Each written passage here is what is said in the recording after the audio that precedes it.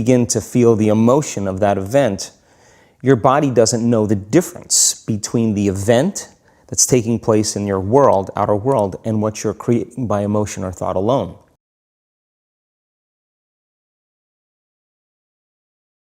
Turns out most people spend 70% of their life living in survival and living in stress. So they're always anticipating the worst case scenario based on a past experience. And they're literally, out of the infinite potentials in the quantum field, they're selecting the worst possible outcome, and they're beginning to emotionally embrace it with fear. And they're conditioning their body into a state of fear. Do that enough times, body has a panic attack without you. You can't even predict it because it's programmed subconsciously. So then you say to the person, why are you this way? And they'll say, I am this way because of this event that happened to me 15 or 20 years ago. And what that means from a biological standpoint is that they haven't been able to change since that event. So then the emotions from the experience tend to give the body and the brain a rush of energy. So people become addicted to the rush of those emotions, and they use the problems and conditions in their life to reaffirm their limitation, so at least they can feel something. So now when it comes time to change, you say to the person, why are you this way? Well, every time they recall the event, they're producing the same chemistry in their brain and body as if the event is occurring, firing and wiring the same circuits and sending the same emotional signature to the body. Well, what's the relevance behind that? Well, your body is the unconscious mind. It doesn't know the difference between the experience that's creating the emotion and the emotion that you're creating by thought alone. So the body's believing it's living in the same past experience 24 hours a day, 7 days a week, 365 days a year. And so then when those emotions influence certain thoughts, and they do, and then those thoughts create the same emotions, and those same emotions influence the same thoughts, now the entire person's state of being is in the past. So then the hardest part about change is not making the same choices you did the day before, period. And the moment you decide to make a different choice, get ready, because it's going to feel uncomfortable. It's going to feel unfamiliar. There's going to be some uncertainty. Why does it feel so uncomfortable? Is it because of the neurons that fire together, wire together, so there's like an easiness to that loop, just because literally, and you've talked very eloquently about this, the way that the neurons connect in the brain, how rapidly, I've seen you show footage of how rapidly those connections happen, which is pretty incredible. Is that what makes it so discomforting for people? I think that the bigger thing is that we keep firing and wiring those circuits. They become more hardwired. So you have a thought and then the program runs.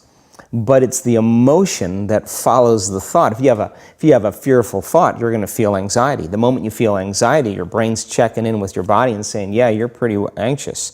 So then you start thinking more corresponding thoughts equal to how you feel. Well, the redundancy of that cycle conditions the body to become the mind. So now, when it comes time to change, a person steps into that river of change and they make a different choice, and all of a sudden, they don't feel the same way. So the body says, well, you've been doing this for 35 years. You're going to just stop suffering and stop feeling guilty and stop feeling shameful, and you're not going to complain or blame or make excuses or feel sorry for yourself. Well, the body's in the unknown. So the body says, I want to return back to familiar territory. So the body starts influencing the mind, and it says, start tomorrow. You're too much like your mother. You'll never change. This isn't going to work for you. This doesn't feel right. And so if you respond to that thought as if it's true, that same thought will lead to the same choice, which will lead to the same behavior, which will create the same experience, which will produce the same emotion. I want to talk about that notion of, give me a little more detail on what you mean by the body becomes the mind or the unconscious mind. What do you mean by that exactly? Well, those are two different things. Your body is your unconscious mind.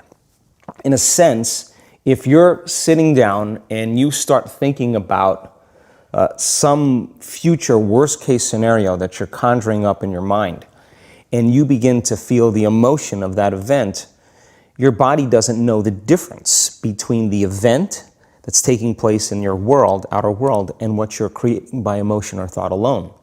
So most people then, they're constantly reaffirming their emotional states. So when it comes time to give up that emotion, they can say, I really want to do it, but really the body is stronger than the mind because it's been conditioned that way.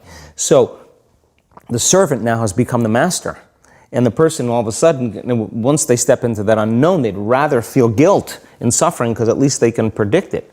Being in the unknown is a scary place for most people because the unknown is uncertain. People say to me, well, I can't predict my future.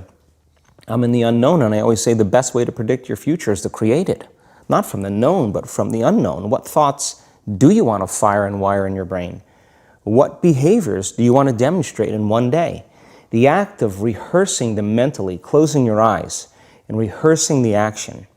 Rehearsing the reaction of what you want, or the action? The action of what you want. By closing your eyes and mentally rehearsing some action. If you're truly present, the brain does not know the difference between what you're imaging and what you're experiencing in 3D world. So then you begin to install the neurological hardware in your brain to look like the event has already occurred. Now, your brain is no longer a record of the past. Now it's a map to the future. And if you keep doing it, priming it that way, the hardware becomes a software program. And who knows, you just may start acting like a happy person.